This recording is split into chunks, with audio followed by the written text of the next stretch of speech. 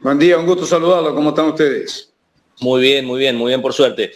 Horacio, bueno, lo mencionaba un poco en la introducción, ¿no? ¿Cómo está el sector agropecuario en estos días donde realmente hay tanto revuelo en materia política, ¿no? Ayer mencionaba yo un poco en el programa esto de que venimos de años de mucha inestabilidad, incertidumbre respecto de las decisiones políticas que se toman y de un tiempo a esta parte es difícil también, sigue siendo difícil dilucidar un poco cuál va a ser el camino por el que se debe seguir, ¿no? Sí, realmente la situación es una situación compleja. Creo que todo es producto venimos de una Argentina que ha quedado en un estado muy, muy precario, realmente un estado desastroso. Si uno analiza las variables de la macroeconomía, realmente es tremenda la situación en la que nos encontramos. Así que creo que esto es producto de estos últimos gobiernos que han generado esta situación, ¿no? Ahora, hoy nos encontramos ante la idea de un cambio, la idea de una transformación. Nosotros entendemos básicamente respecto al DNU y a la ley ómnibus que el lineamiento general de la misma es importante. Queremos que el sistema de regulación que esta ley entendía es muy, muy interesante, muy interesante. La economía argentina es una economía cerrada, maniatada, llena de regulaciones, y ni hablar del sector agropecuario, que hemos venido viviendo, digamos, experiencias de cupos, prohibiciones, fideicomisos y cantidad de marañas de tipo administrativa, cuestiones para cumplir tanto impositiva como administrativa. Digamos, Argentina no puede desarrollarse en base a vuelvo a insistir, maraña de resoluciones y cuestiones que traban la producción. Ahora, por supuesto que en esto ha habido un andar de distintas características, ¿no? Pero lamentamos que esta situación se haya llegado a este desenlace. Nosotros creemos en el diálogo, creemos que este diálogo era interesante, creemos en la necesidad de que tiene que tener un gobierno, de tener las herramientas necesarias para trabajar. Así que hemos instado al Congreso de la Nación y al presidente de la República que hagan el esfuerzo necesario para lograr de alguna manera un nuevo entendimiento y una aprobación de la ley, ¿no? Que es totalmente necesaria. ¿Y cómo impacta en el sistema de comercialización y demás la dilación que hay en términos de las resoluciones que se tengan que tomar? Digo, el DNU que tiene algunas cosas aprobadas y otras no, la ley ómnibus que volvió ahora a foja cero y se tendrá que volver a tratar desde el principio. ¿Esto en el sector cómo impacta? Miren, no impacta bien. Indudablemente, a ver, cuando hay una estabilidad política, se transfiere eso claramente en una estabilidad económica, ¿no? Hoy, básicamente, dentro de lo que es el trabajo, dentro de las variables macroeconómicas, que es lo que nosotros entendemos que es lo primero a arreglar, más o menos las cosas están tomando, de alguna manera, uno ve cierto control o una idea de cómo controlar esta variable macroeconómica con el grave estado en que se encuentra. Pero por supuesto que una inestabilidad política genera problemas en estabilidad económica y sobre todo genera problemas en algo que es totalmente necesario en nuestro país, que es la inversión. O sea, usted imagínese que según varias de las consultoras especializadas en el tema, el sector agropecuario invierte más de 60.000 millones de dólares al año. Entonces, cuando uno entra en un proceso ya de inversión, como es la primera etapa en el caso agrícola de lo que es la siembra de trigo, deberíamos tener una estabilidad mayor desde el punto de vista institucional y económico. Bueno, no la tenemos. Yo creo que siempre afecta a la actividad económica una inestabilidad política. Horacio, y así como le preguntaba recién por las cuestiones políticas y cómo impactan en la comercialización y en el agro en sí, ¿cómo les han pegado todas las noticias relacionadas a tasas, a impuestos que hubieron en los distintos estamentos, ¿no? Porque nosotros, por ejemplo, acá en Bolívar, seguramente usted estará al tanto porque fue noticia a nivel nacional, la tasa vial local, por ejemplo, tuvo un incremento de arriba del 500%. A nivel provincia, también hubo un fuerte incremento de las tasas y de los impuestos. Sectores políticos que a nivel provincia acompañaron la decisión, a nivel local, por lo menos acá en Bolívar, la rechazan. Y desde las entidades agropecuarias, ¿cómo ven esto? ¿Veían esta necesidad de aumentar las tasas y los impuestos, pero a su vez la ven también desmedida? ¿O cuál es el análisis que hacen? Mire, nosotros primero cuando se trató del primer incremento que se trató en la ley fiscal del 2024, ¿no es cierto? Usted para que se grafique esta situación, tanto Nación, provincia y muchos municipios no han aprobado los presupuestos nuevos y están trabajando con los presupuestos anteriores para tratar de ser más flexibles en cuanto a los incrementos, ¿no es cierto?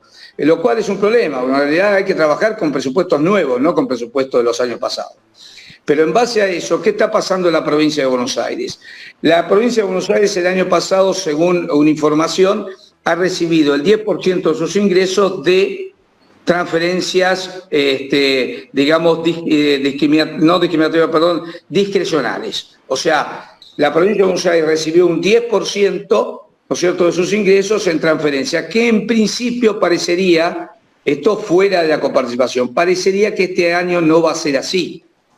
Ahora, ¿qué pasa? La provincia ve esto y sale a ajustar con los impuestos en más del 300%. Nosotros hemos discutido esto en la legislatura de la provincia y se logró acordar un 200% de incremento, pero ha habido cuotas adicionales de ingresos brutos, cuota adicional de patente, cuota adicional de inmobiliario rural. Digamos, hay una presión tributaria muy fuerte hoy en la provincia de Buenos Aires. Y a su vez, muchos distritos de la provincia de Buenos Aires han quedado con estructuras llenas de gastos que en algunos casos son innecesarios y que están viendo que como no va a haber un aporte discrecional, no va a haber ese aporte tampoco al municipio.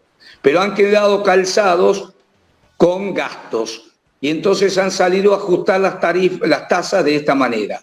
Realmente es un disparate, sinceramente en términos económicos es un disparate hablar de más de un 200% en un incremento. Primero porque no hay términos en la economía que haya sido de esa característica, entonces hablar de un 500% realmente no tiene, ¿cómo le diría yo?, asidero con la realidad.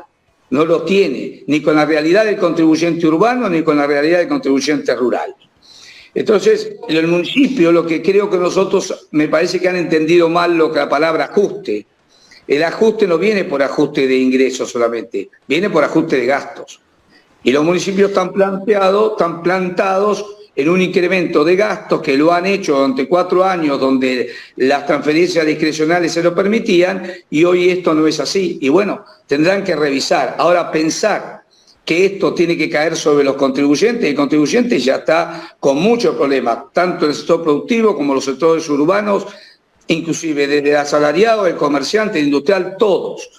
Entonces, creer que es posible aumentar un tributo de esta manera, me parece que es estar fuera de lo que es la realidad económica argentina, ¿no?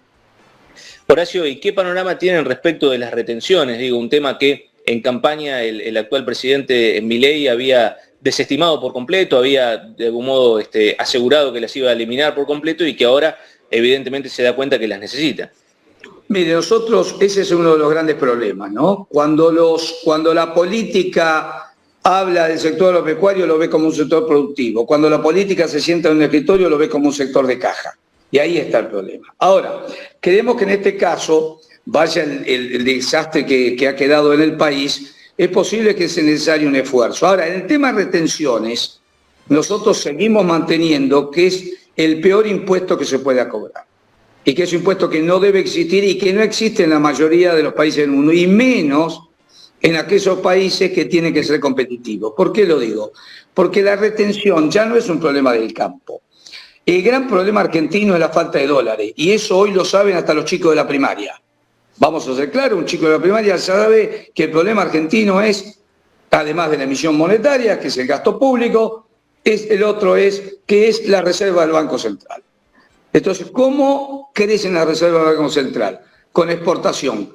¿Cuáles son los sectores que generan exportación? Uno, y el de más rápido respuesta, el sector pecuario. Después está la minería, el petróleo, la economía del conocimiento, el litio y cantidad de procesos industriales. Pero el grueso de casi el 70% del ingreso de divisa del país es agropecuario y agroindustrial. Entonces nosotros le hemos dicho al presidente, mire, incrementar retenciones significa quitar competitividad y va a ser quitar dólares de la economía. Ya con las retenciones que se tienen, el gobierno va a recibir más de 7.500 millones de dólares, lo cual es un disparate que haya que poner 7.500 millones de dólares. Pero más allá de eso, es así. Y hay producciones básicamente regionales y una como la lechería que es imposible que soporten retenciones. Imposible. La lechería está literalmente destrozada. Estamos perdiendo tambos, ¿no es cierto?, todos los días. Hemos visto videos de vacas saliendo del tambo y cargándola en un acoplado, en un camión, mandándola a Cañuelas a venta. Vaca que estaba en lactancia, en ordeñe. Esa es la realidad. Y hay muchas economías hoy, de economías regionales que están siendo competitivas, que están exportando en su volumen, que si usted le coloca una retención, las quita del mercado. Entonces lo que nosotros que decimos, presidente, saque esto, no ponga un incremental y permítanos que hagamos mayor cantidad de toneladas. Mayor cantidad de toneladas son mayores cantidad de impuestos a las ganancias y por otro lado, mayor cantidad de ingresos de divisa al país. Esa es la visión que tenemos nosotros. Por eso nos oponemos a las retenciones y básicamente al incremento. Horacio, la última que le hago, agradeciéndole también por el tiempo. En cuestiones climáticas, ¿cómo está tanto la provincia de Buenos Aires como La Pampa, digo, las zonas que abarca Carvap? Mire, la situación ahora, bueno, ahora que estoy charlando con usted, acaba de empezar a llover, gracias a Dios acá en Suipacha, esperemos que se mantenga por un tiempo largo. Estamos estos últimos días, realmente la cosecha, en Carvap nunca abonamos la idea de una cosecha récord de la 23-24. Siempre abonamos una cosecha promedio o tal vez un poco mejor que el promedio. Hoy en día hemos sufrido más de 10 a 15 días de un calor extremo. El resultante de esto va a ser una menor carga, una menor cantidad de granos. Lamentablemente, la pérdida es inexorable. Esto técnicamente los ingenieros ya lo tienen de alguna manera medido. Si esta agua puede ser que logre una recuperación del mismo, pero indudablemente hemos perdido. Así que vamos a tener un año, entiendo yo, en base a la cosecha, si hablamos de cosecha, de índole normal o promedio. En el caso de la ganadería, tenemos 1.200.000 terneros menos, que se va a sentir este año tanto en ventas como en la góndola, porque la sequía produjo. Y en el tema de lechería, que ya le describía recién, la situación es muy, muy compleja. Horacio, como siempre, muy amable, muchas gracias por el tiempo y bueno, será hasta cualquier otro momento. Del mismo modo, gracias por su llamado, que tenga muy buen día.